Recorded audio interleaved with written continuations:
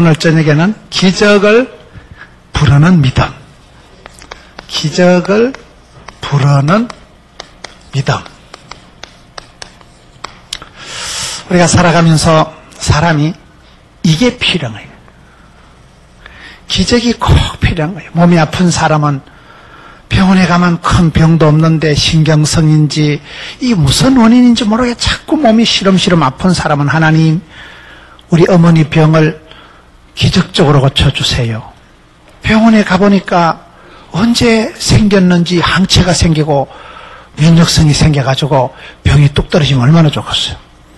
여러분 시험을 치고 기다리고 시험을 앞두고 있는 아이들은 하나님 우리 아이가 기적적으로 시험에 되게 해주세요. 경쟁이 아무리 세도 우리 아이가 시험 되면 좋고, 사업하는 분들이 장사가 안 돼가지고 사업이 안 돼가지고 고민할 때 하나님 우리 남편 사업장에 기적을 베풀어 주셔서 만남의 축복을 주시고 좋은 거래처, 좋은 파트너를 만나게 해주시고, 우리가 건강을 보든지 사업을 보든지 다 여러분 기적이 필요한 기적이.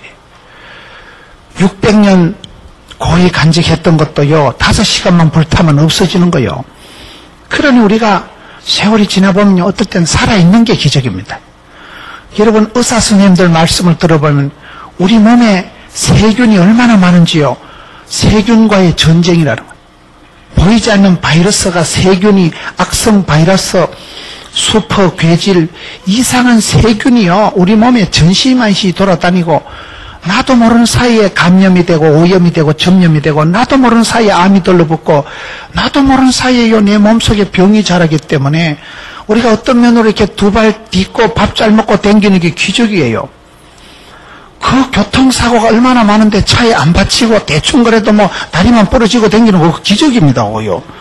기적이 사실은 큰 게 아니에요. 생활 중에 얼마나 우리가 기적이 많은지, 죽을 일이 많고 험한 꼴이 많은 세상 살아가면서 이 시대 성도들에게 얼마나 기적이 필요한지, 이 기적이 다반사가 되고 기적이 일상이 되고 기적이 상식이 되고 기적이 여러분 일상적으로 늘 사실은 우리가 기적의 주인공들이에요. 기적의 주인공. 근데 우리의 믿음 중에도 기적을 일으키는 믿음이 있고 여러분 기적을 안 일으키는, 못 일으키는 믿음이 있는 거예요. 믿음도 여러 종류가 있어요. 성공에도 특징이 있고, 성공하는 사람 부자들에게도 습관이 있고, 이기는데도 습관이 있고, 여러분 수학에는 공식이, 과학에는 법칙이, 영어에는 용법이, 성공에도 축복에도 기적에도 매뉴얼이 있어요. 덮어놓고 되는 게 아니고, 성경이 오늘 오병이어 기적을 살펴보려고 하는 거예요. 오병이어 기적이에요. 여러분 오병이어라는 게 물고기 2마리 가지고 물고기 2마리 떡 쪼가리 5개 가지고 남자들만 5,000명이 먹인 기적이 벳세다 들판에서 벌어지는데, 이 기적이 오병이어 기적은 사복음서에 다 기록된 이야기예요. 성경이 여러분 숫자가 많이 기록됐고 마태, 마가, 누가, 요한복음, 사복음서에 몽땅 기록되어 있다는 것은 이게 아주 중요하다는 얘기예요. 사복음서에 몽땅 기록되어 있는 기적의 내용이 오병이어 기적인데, 어떻게 하면 우리가 기적을 불러들이는, 기적을 일으키는 그런 믿음을 이룰 수가 있을까요? 오늘 말씀 속에 보면 다 답이 있는 거예요. 성경으로 돌아가서 여러분 누가복음 9장에 1절부터 보면 예수께서 12제자를 불러 모으사 모든 귀신을 제하며 병을 고치는 능력과 권세를 주시고 하나님 나라를 전파하며 앓는 자를 고치게 하려고 내어보내시며, 첫째는 이 기적이 상식이 되고 기적이 늘 일어나는 그런 우리가 믿음의 사람이 되기 위해서는 어떻게 해야 될까요? 오늘 말씀에 보면 우리 예수님께서 제자들에게 권세와 능력을 주시고 권세와 능력을 주신 제자들을 내어 보내시는 게 나와요.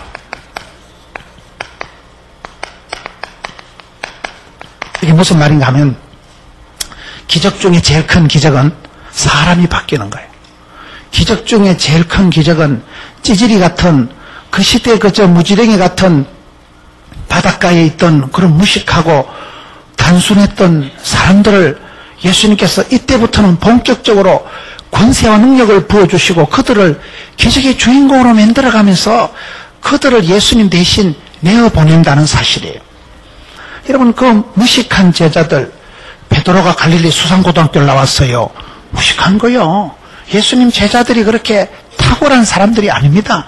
평범하고 일상적이고 그런 그저 소시민적인 예수님의 제자들을 예수님께서 데리고 다니시다가 이때쯤 와가지고 누가복음 9장에 와서는 제자들에게 직접 이제 너희가 병을 고치고 너희가 귀신을 쫓아내고 너희가 다니면서 너희 스스로 자생력을 갖추어서 독립심을 가지고 네가 기적의 주인공이 되라. 제자들을 이제 기적의 주인공으로 만드시는 거예요. 이게 기적입니다. 여러분, 기적 중에 최고 기적은 내가 예수 믿고 구원받은 거예요. 내 같은 죄인이, 내 같은 사람이 예수를 알고 진리 안에 자유를 얻고 내 같은 사람이 변화가 되고 자다가 일어나도 행복하고, 여러분, 나 같은 죄인이 용서함 받아서 주 앞에 옳다함 받음을, 그 구원의 의미를, 그 하나님의 사랑의 깊이와 높이와 넓이를 깨닫고 나면요, 자유가 오고 감격이 오고 사람이 행복에 겨워서 나 같은 사람이 어떻게 이와 같은 축복을, 영광을, 특권을 누리게 되는가. 그게 여러분 기적 중에 제일 기적이에요. 다른 사람이 암병이 떨어지고 다른 사람이 사업 성공하고 다른 사람이 합격하는 것보다 내 속에서 일어나는 이게 중요한데, 오늘 기적을 불러들이는 믿음은 뭘까요? 예수님께서 그 12 제자들을 부르시고 12 제자들에게 각자 권세와 능력을 부어주셔서 이제 네가 나가서 직접 전도하고 네가 나가서 사람을 변화시키고 네가 이 땅에 기적의 주인공이 되거라. 이렇게 해서 각자의 영적인 자생력을 부어주시고 제자들이 다 이제는 작은 예수가 되고 제자들이 예수님처럼 화해지고 변화되고 권세와 능력을 가진 사람이 되는, 이게 기적의 첫 단추다는 거예요. 그런데 하나님께서는 저와 여러분에게 기적을 행할 때 저와 여러분은 자체를 기적의 주인공으로 만들어 가신다는 거예요. 그저 기적의 구경꾼이 아니라 놈들 기적을 바라보면서 기죽고 부러워하고 놈들을 바라보면서 하는 사람이 아니라 네가 기적의 주인공이 되도록 예수님께서는 12 제자를 부르셔서 이제는 각자 그들에게 권능을 부여하시고 너희들이 가서 기적을 행하라, 이렇게 하는 거예요. 여러분, 지도자는 누구냐? 참된 지도자는, 세상적인 지도자는 모든 인기가 자기에게 집중됩니다. 세상적인 지도자는 대통령이 되든지 무슨 회장이 되든지 하는 지한토로 인기를, 권력을 집중시키는 게 세상의 리더십이지만은 참된 지도자는 권세와 능력을 나누어 주는 거예요. 분열을 하는 거예요. 나누어 주고 그들이 각자가, 제자들이, 사람들이 각자가 잘하도록 맡기고 부탁하고 위임하는, 이게 우리 예수님의 지금 리더십의 모습인 거예요. 예수님께서는 세월이 지나갈수록 제자들을 불러가지고 자기가 인기를 독차지하고, 야, 이제 나도 제법 이제 한 인기 한다, 그러시는 분이 아니라 한참 기적을 행하시고 그런 기적의 주인공으로 복음사역을 하시다가 누가복음 9장에 와가지고는 제자들을 불러놓고 제자들에게 너희들이 권세와 능력을 가지고 나가라. 네가 가서 복음을 전하고 네가 가서 치유하고 네가 가서 귀신을 쫓아내고 네가 하라고. 여러분, 어리비리하는 찌질이 같은 제자들이, 무식한 제자들이 이 오병이의 기적을 통해서 깨닫게 되는 것은, 아, 나도 할 수 있구나. 내가 주님의 제자가 된다는 것은 내가 기적의 주인공이 되는구나. 그걸 지금 변화시키는 것이고, 그런 제자들에게 자생력을 길러주고 제자들에게 독립심을 길러주는 이 부분이 기적의 첫째 단추라는 거예요. 여러분, 우리가 살아가면서 신앙생활 또요, 어쨌든 자생력을 구축해야 됩니다. 네가 믿고 네가 선택하고 네가 판단하고 네가 하는 거예요. 신앙생활을 구경꾼같이 갖지 말고, 신앙생활을 아버지는 훌륭한 장로님인데 아들은 띠리하고 엄마는 권사님인데 딸은 멀뚱하고 그러면 안 되는 거예요. 대를 이어가지고 아버지가 믿는 하나님을 내가 믿고 어머니의 하나님을 내가 믿고 내 믿는 구체적이고 개인적이고, 그것이 그 대를 이어가면서 점점 날마다 기적을 체험하고, 야, 우리 할아버지 때 우리 가정을 붙드신 하나님, 우리 아버지 때 역사하신 하나님, 내 시대에 내가 기적의 주인공이 되고 내 삶 속에 기적이 다반사로 일상으로 벌어지면 그것처럼 행복한 게 없는 거예요. 사람은 언약의 말씀을 기억하고 전능하신 하나님을 기대하고 쉬지 말고 기도하고 하나님 때를 기다리면 누구든지 기적의 주인공이 되는 거예요. 그걸 5기가 있다, 5가지 기가 있다, 이렇게 얘기하는 거예요. 두 번째, 오늘 성경에 보면 어떻게 하나님께서 기적을 이루어 가실까요? 3절에 보겠습니다. 이르시되 여행을 위하여 아무것도 가지지 말라. 지팡이나 주머니나 양식이나 돈이나 두벌 옷을 가지지 말라. 두 번째 기적은 뭐냐? 여행을 위해 아무것도 가지지 말아요. 아무것도 가지지 말라. 여러분, 사람이 인생길, 여행길, 먼 여정을 살아가려고 하면 준비를 단단히 해야 됩니다. 여비가 있어야 되고, 옷도 챙겨야 되고, 신발도 잘 신어야 되고, 여행을 하려고 하면 여러분 준비물이 있어야 되는데, 오늘 예수님께서 갑자기 너희들이 이 복음을 전하고 나가서 선교사역 하는 데는 아무것도 가지지 말라는 거예요. 두 벌 옷도 준비하지 말라는 거예요. 여러분, 옷도 안 가지고 어떻게 갑니까? 이것은 무엇을 말하는가 하면, 저와 여러분이 살아가다 보면 얼마나 필요한 게 많은지 몰라요. 뭐니 해도 머니가 중요하고, 자본주의 사회에서는요, 돈이면 다 됩니다. 90%는 돈으로 다 되는 거예요. 집도 돈으로 사고, 여러분, 홈은 못 사도 하우스는 산다는 말이 있어요. 단잠은 못 사도 침대는 사요. 침대는 가구가 아니에요. 뭐든지 내가 살 수 있는 거. 요즘 아가씨들 결혼할 때요, 사랑을 택할래, 능력을 택할래 하면 여자들이요, 능력 있는 남자를 택하지 사랑스러운 남자를 안 택하는 시대가 돼버렸던 거예요. 사랑이 밥 먹여주냐? 돈이 중요하지. 그래서 자본주의 사회에서는 돈 놓고 돈 먹는 거예요. 돈이면 최고요. 돈이 신이고, 여러분 성경에 보면 물질이라는 건 하나님하고 거의 동급입니다. 하나님과 물질을 경하여 섬길 수 없다고 했기 때문에 하나님하고 거의 동급에 있는 게 물질이에요. 돈이 파워입니다. 유전무죄, 무전유죄, 그런 말 들어봤어요? 돈 있는 놈이 여러분 돈 벌기가 쉽겠어요? 돈 없는 놈이 돈 벌기가 쉽겠어요? 돈이 안 많아서 잘 모르겠어요? 돈이 많은 사람은요, 어떤 분은 빌딩이 한 채가 있는데 한 달에 3만 3천만 원씩 받는다 하더라고요. 자기 빌딩에 3만 한 달에 3천만 원씩 가만 앉아서 받아 먹는 사람하고, 전 재산이 3천만 원인 사람은요, 3천만 원 전세 얻어놓으면요, 주인이 5천만 원 올려주든지 나가든지 얼마나 쉽고 바꿨어요. 돈이 없는 사람은요, 올라가는 전세를 못 따라가는 거예요. 돈이 있는 사람은 가만히 앉아가지고 세가 들어오고 뭐가 들어오고. 이게 자본주의 사회가 빈익빈 부익부 사회요. 자본주의 사회가 돈이면 다 되는 거예요. 돈이면. 그러다 보니까 이 시대를 관통하는 철학이 실용주의입니다. 실용주의.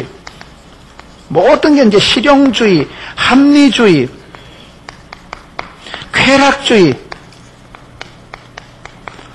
뭐든지 돈이 돼야 돼. 나한테 덕이 되냐, 손해가 되느냐. 뭐든지 이게 손해 안 보고 헛되지 않고 합리적으로 계산적으로 살아가고, 뭐든지 여러분 내가 재밌어야 돼요. 점점 이 시대가 실용주의 사회로 흘러가고 합리주의, 쾌락주의라는 이런 세상 철학이 주장하는, 관통하는 시대를 우리가 살아가다 보니까 돈 없는 놈은 나쁜 놈이에요.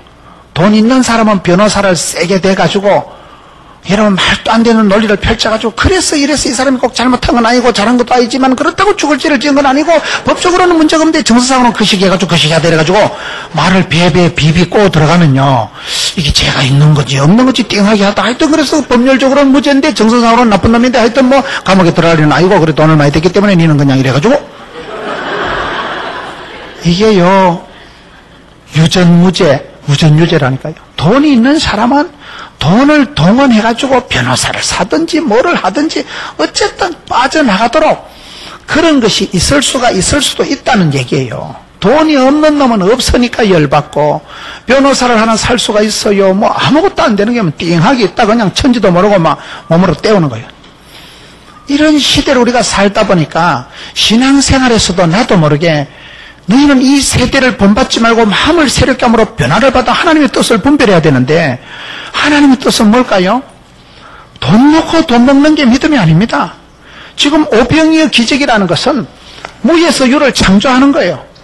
빈들에서 여러분 5,000명을 먹이고도 남기는 그런 풍성한 12강주를 남기는 기적을 행하시기 전에 제자들에게 예수님께서 너가 단디히 봐라. 돈 놓고 돈 먹는 거 세상 아니다. 돈 있는 놈은 무조건 행복하고 돈 없는 놈은 저주받은 놈이 아니다. 돈이면 다 된다는 곧단 생각을 하지 마라. 뭐든지 효과적이고 시간 아끼는 게 그게 최고라는 그런 인간 합리주의, 무슨 쾌락주의, 재밌으면 장땡이라는 그런 생각을 하지 말라는 거예요. 예수님께서는 여행을 위해서 아무것도 가지지 마라. 아무것도 없는 사람이, 여러분, 주님은 나에게 모든 분이 되시고 모든 것이 되신다는 걸 체험하는 걸 기적이라고 하는 거예요. 우리가 결과적으로 지금 벳세다 들판에서 아무것도 없었다니까요. 제자들이 빵 공장을 가지고 있었다거나 제자들 손에 밀가루 덩어리가 있었다거나 아무것도 없는 상황에서 봐봐라, 너희들이 들판에서 아무것도 없어도 내가 좀 있어 봐라 5,000명 먹이고 12강절이 풍성하게 남기는 기적을 행할 건데, 제자들에게 지금 빵을 헤매기고 미르치 대가리를 뜯어가지고 먹이기 전에 예수님께서 제자들의 머릿속에 지금 생각을 소재해 주는 거예요. 너희들도 어떻게 나를 따라다니면서 돈 없다고 낙심하고 손에 잡히는 거 없다고 낙심하고, 그게 아니다. 돈 넣고 돈 먹는 게 세상 같지? 돈이면 뭐든지 다 살 수 있지 싶지 싶지? 천만의 말씀. 예수님께서는 제자들에게 세상 사람들은 실용주의로 살아가서 뭐든지 돈이 된다면 무슨 짓이라도 하는 세상이지만, 합리주의가 자기를 합리화시키는 게 죄라는 거예요. 뭐든지 논리적으로 따져가지고 뭐든지 재밌고 즐겁고 니한테 유익하면 다 좋고 쓰면 뱉고 달면 삼키는 그런 세상적인 철학을 가지고 살지 말라는 거예요. 너거는 달라야 된다는 거예요. 그래서 여행을 위해서 아무것도 가지지 말라. 심령이 가난한 자는 복이 있나니 천국이 저희 것이며, 심령이 가난해야 천국을 가지지요. 내가 많이 가지고 있으면 천국을 소유 못합니다. 아프리카에서 원숭이를 잡을 때 어떻게 잡느냐? 이 원숭이를 잡을 때요, 원숭이란 놈이 야자수에다가, 야자수가 열매가 있으면 여기 구멍을 빠끔하게 뚫어서 이 안에 캔디를 넣어둔 거예요. 그럼 원숭이가 이 안에 손을 쏙 넣어가지고 캔디를 꼭 잡았을 때 사냥꾼이 잡으러 가면요, 손을 빼면 우이씨 안 빠진다. 이 사탕을 넣으면 손이 쏙 빠질 텐데 사탕을 잡고 있는 거 욕심 때문에 손을 못 넣는다는 거예요. 사탕 아까워가지고 사탕 세 알 잡고 있다가 온몸이 통째로 잡혀 죽는다는 거예요. 그게 원숭이의 그 소탐 대실. 원숭이는 사탕 몇 개를 손을 놓으면 쏙 빠질 텐데 움켜진 주먹 때문에 야자수에서 안 빠져가지고 원숭이가 잡혀 죽는다는 거예요. 내가 무엇을 붙잡고 움켜잡고 칠갑을 해가지고 덕지덕지 많이 소유했다고 부자가 아닙니다. 어리석은 부자 영감님이 아따 금년도 농사도 잘 되고 이제 아파트 평수도 넓히고 창고도 넓히고 이빠이 쌓아놓고 이제 즐기고 살자. 그때 하나님께서 말하는 거예요. 오늘 밤 내가 너를 생명을 데려가면 니 어쩔래? 창고 지어서 뭐 하게요? 창고 지어서 뭐 하게요? 그 창고가 600년이 간다 해도 5시간 만에 불타고 만다니까요. 이 세상 것은 다 그런 것이죠. 불타고 사라지고 없어지고 찰나적이고 순간적이고 임시적이고 그런 것에 목을 매지 마라.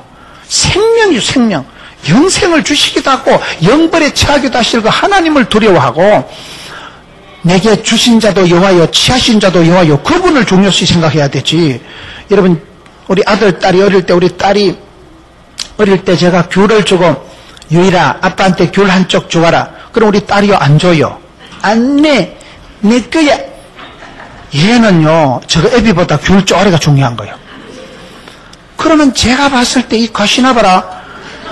내가 귤을요 한 박스를 사다가 유일방에 쫙 깔 수 있다니까요. 제가 귤을 찻대기로 사다가 박스 한 20박스를 사다가 애기방에 쌓으면 침대보다 더 높이 안 섞었어요. 내가 침대의 높이만큼 귤을 사다 쌓을 수가 있어. 제가 그 정도 능력이 있습니다. 그런데 우리 딸은요 천지를 모르기 때문에, 애비가 누군지를 모르기 때문에 손에 잡힌 귤 쪼가리 하나를 안 줍니다. 유일아 아빠한테 한 쪼가리만 줘봐봐. 그러면 언니 내 거야. 그러면 속으로 이 가시나가 귤을 찻대기로 사다 확 깔아버리까. 저 같으면 그렇게 생각하지만 하나님은 그래 안 하시고 안타까워 하시는 거예요. 우리가 여러분 믿음이라는 건 무엇입니까? 눈에는 보이는 것이 없고 손에는 잡히는 것이었어.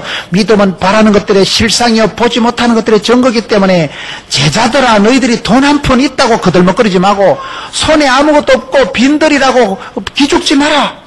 돈 놓고 돈 먹는 게 믿음이 아니다. 무예수유를 창조하신 하나님께서 세상은 그저 실용주의로 뭐든지 돈이 되고 유익하다면 10원짜리 하나 손해를 안 보려고 설치는 사람이 교인들입니다. 여러분, 자기를 위해서는 온갖 변명이 많은 사람이 교인들이에요. 여러분, 재밌고 좋다 하면 뭐든지 하려고 하는 사람들이에요. 그런 세상의 철학을 가지고 살지 마라. 기적은 뭡니까? 돈 놓고 돈 먹는 게 아니라 전혀 빈들에서 아무것도 없는 데서 우리 하나님은 무에서 유를 창조하신다는 거죠. 지금 그 빈들에서 여러분 5,000명, 남자만 5,000명이니까 한 2만 명을 먹이고도 12강줄이 이빠이 됐을까? 남길 수 있는 하나님이라는 걸 지금 보여주기 전에 사전에 지금 정지 작업을 하는 거야. 기적이 뭔지 아나? 네 머리가 바뀌는 게 기적이다. 기적이 뭔지 아나? 그럼 불신적이고 세상적인 철학에 쩔여가지고 살아가는 이 사고방식이 바뀌고 머리통 속에 발상이, 착상이, 구상이 변화되는 게 이게 기적이다. 이게 생각이 바뀌는 게, 인생 철학이, 가치체계가 바뀌는 게 기적이다. 그래서 아무것도 가지지 말라는 것은 무소유를 얘기하는 게 아닙니다. 자본주의 사회에서 아무것도 없으면 죽어요. 두벌 옷도 갖지 마라 하면 안 돼요. 그런데 해외여행을 해보면 재밌는 것이요. 저는 의과대학, 간호대학생들 데리고 해외 선교를 많이 다녔어요. 해외 처음 가는 사람의 특징은 짐보따리가 많고, 해외를 자주 가는 사람은 가방이 심플합니다. 해외 처음 가는 사람은요, 10일 가면 반추 10벌, 논닝구 10벌, 여러분, 그래가지고 날짜만큼 속옷을 넣어가지고 가는 거예요. 겨울옷, 여름옷 다 가져가가지고요. 그런 사람은 공항에 가서도 화장실도 못 가. 왜? 짐 지킨다고. 3단짜리 트렁크를 끌고 다니고요. 짐 지킨다고 화장실도 못 가고, 나중에 여행 갔다 와서 무슨 추억이 있냐 그러면 하여튼 내가 짐꾼인지 포터인지 짐만 끌고 다니다 온 거예요. 추억이 없어, 추억이. 해외여행을 많이 하는 사람은요, 여러분 한비아라고 아세요? 한비아. 저는 대한민국 사람들 중에 노벨 평화상을 받으면 난 한비아가 안 받겠나 싶어요. 이 한비아라는 사람이 기아대책 국제긴급구호팀장이에요. 이분이요, 아주 대단한 분이에요. 직장생활 하다가 다시 또 대학을 또 공부를 해가지고, 이분은요, 자기가 돈을 벌어가지고 세계 여행을 하고, 오지탐은 뭐야, 오지탐. 손 산골짜기, 아주 사람이 안 가는데 그런 첩첩산골에, 그런 두메 산골로 아주 험한 곳으로만 다니면서 어려운 사람 도와주고, 지진이 일어나고 태풍 쓰나미가 지나가고 그런 데만 찾아가고 긴급구호팀장으로 다니는 분이 한비아 씨라고 해서 유명한 분이에요. 이분의 글을 보면 한비아 씨는요, 여행할 때 제일 요긴한 게 뭔지 아세요? 보자기 하나 가져요. 보자기 하나 들고 가가지고, 여러분 이 꼴랑 보자기 하나를 들고 가는 이 보자기가 뭐냐? 짐 쌀 때는 이게 짐보따리가 되고, 여러분 국회의원에 보면 국회의원들이 뭐 국정감사 할 때 보면 이 보자기 짐을 싸가지고 가잖아요. 보자기를 짐을 싸면 보따리고, 잠잘 때 이걸 덮으면 혼이불이고, 그 다음에 바람이 햇살이 딱 올 때 치면 이게 파라솔이라는 거예요. 이게 파라솔도 됐다가 혼이불도 됐다가 짐 싸는 것도 됐다가, 이까짓 거 보자기 하나 가지고요, 오만 때만 가지를 연출하는 사람이 한비아 씨예요. 그러니까 해외여행을 자주 다니는 사람들은요, 어쨌든 짐을 간단하게 가져다닙니다. 제가 선교사님들하고 카나다의 마이클 더 빌리 선교사님, 스코틀랜드의 스트로마 비티 선교사님들하고 제가 캠퍼스 사역을 같이 했어요. 그런 외국 사람들하고 해보고 여행을 다녀보면 이분들은요, 짐을 아예 붙이지를 않습니다.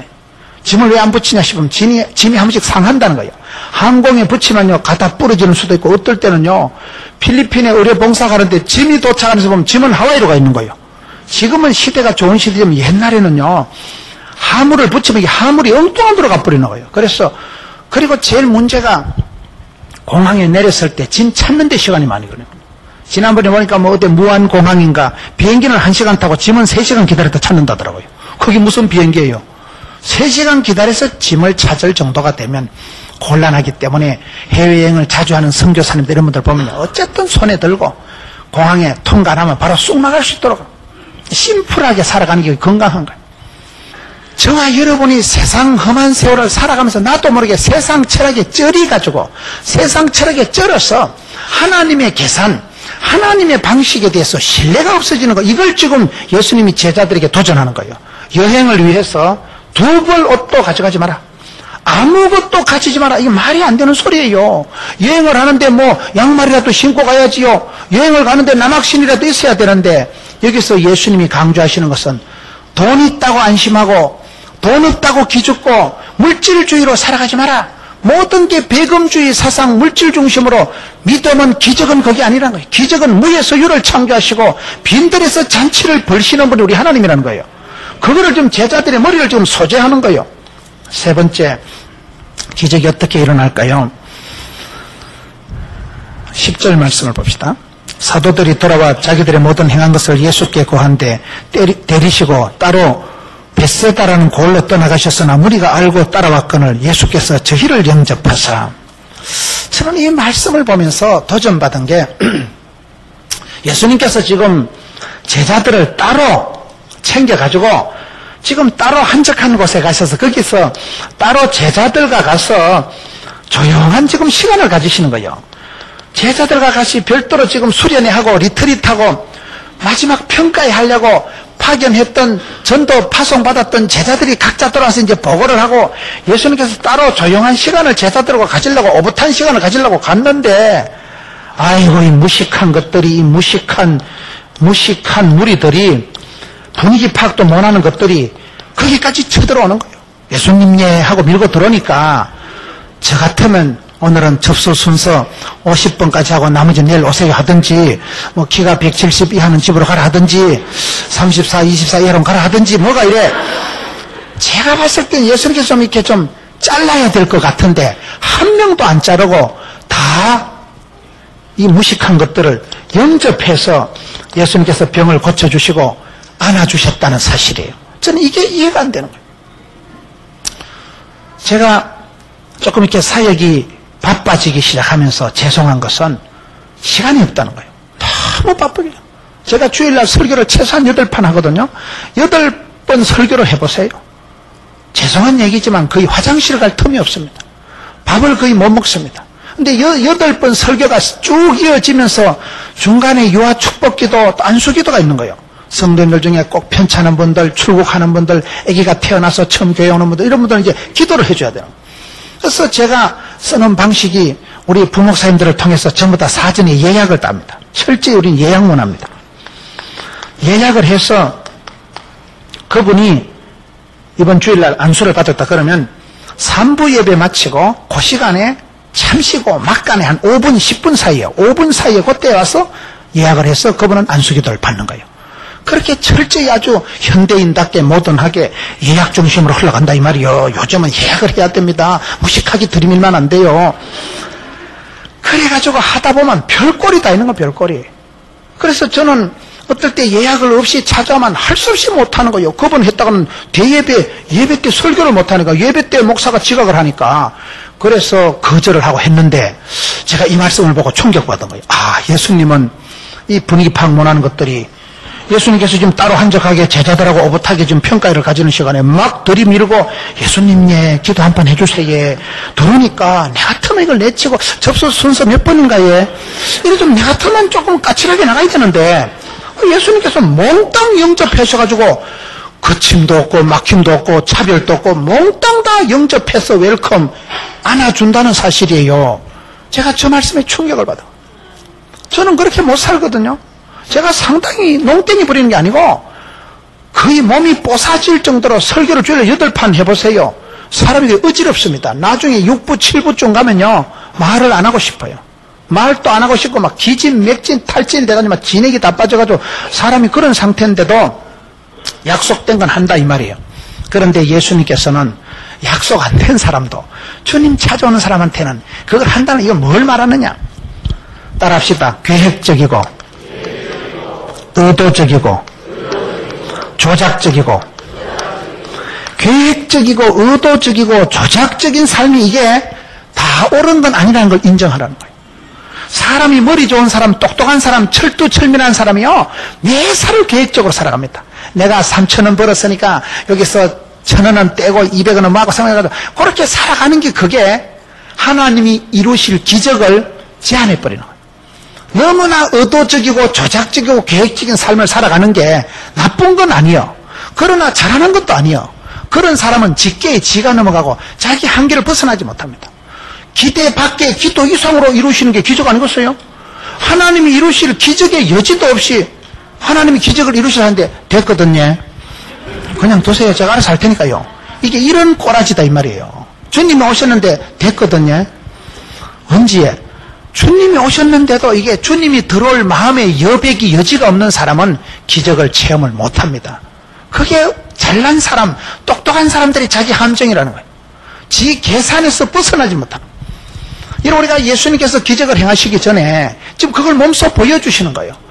눈치도 없고 분위기 파악도 못하고 시도 때도 없이 들이미는 무식한 군중 무리 다수들을 예수님께서 한 명도 내치지 않고 다 웰컴, 안아주고 맞아주고 영접하고 축복해 준다는 사실이에요. 제가 저희 교회에서 한 번은 그렇게 예배가 막 1부, 2부, 3부, 4부 쫙 빈틈없이 막 치밀하게 진행이 되는데 젊은 세대기 저보고 오늘 목사님 애기 축복기도 좀 해달라는 거예요. 그래서 제가 접수했어요. 부목사님한테 미리 사전에 예약을 했습니까? 제가 물어봤거든요. 그러니까 이분이 너무나 당연한 듯이 접수 안 했다는 거예요. 그럼 오늘 못합니다 하려고 했는데 어째 그 시간엔 잠시 그래도 내가 사연을 들어보니까 이분이 아기가 어제 태어날 아기가 3달 전에 태어났대요. 그럼 어찌 될게요? 어제 태어날 아기가 얘가 조산이 돼서 난산이 돼서 3달 전에 태어나가지고 얘가 병원에 있다가 오늘 퇴원을 해가지고 병원에 안고 온 거예요. 아직도 아기가 아프니까 젊은 엄마가 아기를 안고 교회 와서 우리 담임 목사님 축복기도를 받으려고 데리고 왔는데 제가 그거 다 대놔놓고 접수했어요. 그래서 되겠냐 이 말이에요. 그래서 되겠냐. 제가 이 말씀을 묵상을 하면서 제가 회개를 한 거예요. 하나님, 제가 알량한 머리 가지고 얼마나 계획적이고 의도적이고 조작적이고 집단에는 온갖 잔머리 굴려서 스케줄을 잡아가지고 알뜰살뜰하게 계획을 세우지만은요, 내 생각과 하나님의 뜻은 다릅니다. 기적이라는 게 뭡니까? 내 생각의 수준을 확 뛰어넘는 게 기적입니다. 하나님은 기적적으로 내 인생에 간섭하시고 하나님은 기적적으로 나를 돌보시려고 하는데 됐거든요. 하나님 지금은 됐거든요. 신경 끄셔요. 그런다 이 말이에요. 우리의 삶의 스타일이 하나님이 손볼 틈도 여지도 여백도 없이 내 생각, 내 뜻, 내 고집, 내 똥꼬집 속에서 머물러 있는 사람들은 기적을 맛볼 수가 없는 거예요. 지금 그걸 지금 가르쳐주는 거예요. 예수님은 지금 분명히 스케줄이 있습니다. 제자들하고 따로 한 시간을 보내려고 가셨는데 분위기 파악 못하는 사람들이 확 밀어닥칠 때 짜증을 내시거나 내치시거나 접수 순서를 따지는 게 아니고 그 무식한 것들을 다 영접해서 다 안아주고 다 치료해주고 다 복음을 가르쳐주시는 이 모습이 지금 오병이어 기적을 행하기 직전의 모습이에요. 오병이어 기적을 행하는 그 들판에서 이 현상이 벌어지는 거예요. 저는 이 말씀을 보면서 우리가 오늘 왜 기적을 체험하지 못할까요? 너무나 내 머릿속에서 하나님을 제한해버려요. 너무나 내 생각, 내 스케줄, 내 조작적이라니까요. 조작적. 너무나 인간적인 의도적인 계획적인 그것이 하나님 보실 때는 우스운 거예요. 우리 딸이 귤 쪼가리 서너 개 들고 내 거야 하듯이 지꺼 하라 하세요. 니 배 터지게 먹어라. 귤 쪼가리 그거 서너 개 가지고 고집을 부리지 마라. 아빠는 박스 떼기로 찹떼기로 줄 수 있다니까요. 귤 농장을 내가 통째로 사줄 용의가 있을 수도 있지. 제가 그 정도는 됩니다. 사랑하는 딸을 위해서 내가 피를 뽑아서라도 내가 사주지. 그런데 그 딸이 문제는 애비를 안 믿는 거예요. 애비의 능력을 모르는 거예요. 애비의 수준을 안 믿고 죄 중에 가장 큰 죄는 불신죄라고 하는 거예요. 여러분 이게 오병이어 기적을 들판에서 뭐 물고기 가지고 뭐 떡조가리 가지고 몇 명 먹였다는 게 중요한 게 아니고 믿음 없는 제자들을 믿음의 주인공을 만들고 여러분 돈 놓고 돈 먹는 게 세상인 줄 아는 사람들에게 돈으로도 못 가요. 힘으로도 못 가요. 믿음으로 가는 나라를 지금 가르쳐주는 거예요. 여기서는 사람의 의도와 계획과 그런 조작적인 계획적인 것이 아무리 내가 주도 면밀하게 소판을 튕겨서 컴퓨터를 밤새도록 두드려도 그거는요 내 수준. 하나님은 내 상상 밖에 기도 밖에 기대 이상으로 얼마든지 역사하신다는 거예요. 들판에서 지금 빈들에서 5,000명을 먹이실 분이 제자들한테 너무 그래 인간적인 새끼줄 강조하지 마라. 너무 그래 네 머리 수준에서 하나님을 가두어 놓지 마라. 하나님을 제한하지 마라. 그걸 지금 여기서 강조하는 겁니다. 네 번째 12절을 보겠습니다. 날이 저물어 가매 12사도가 나와 여쭤오되 무리를 보내어 두루 마을과 촌으로 가서 유하며 먹을 것을 얻게 하소서. 우리가 있는 여기가 빈들입니다. 네 번째는 기적이 뭘까요? 네 번째 기적은 지금 여기 시차가 나오는데 지금 여기는 해가 저물고 해는 저물고 빈들에 제자들이 있는 거예요.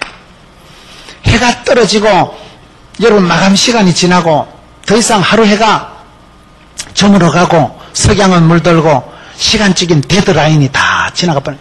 날이 저물어 버렸지요. 그리고 여기가 빵공장이 아니고 덜판이 덜판, 빈들 광야예요. 여기 무슨 빵공장이 있었겠어요, 편의점이 있었겠어요, 슈퍼마켓이 있었겠어요. 이 상황 자체가 아주 절망적인 지금 상황을, 배경을 설명하고 있는 거예요.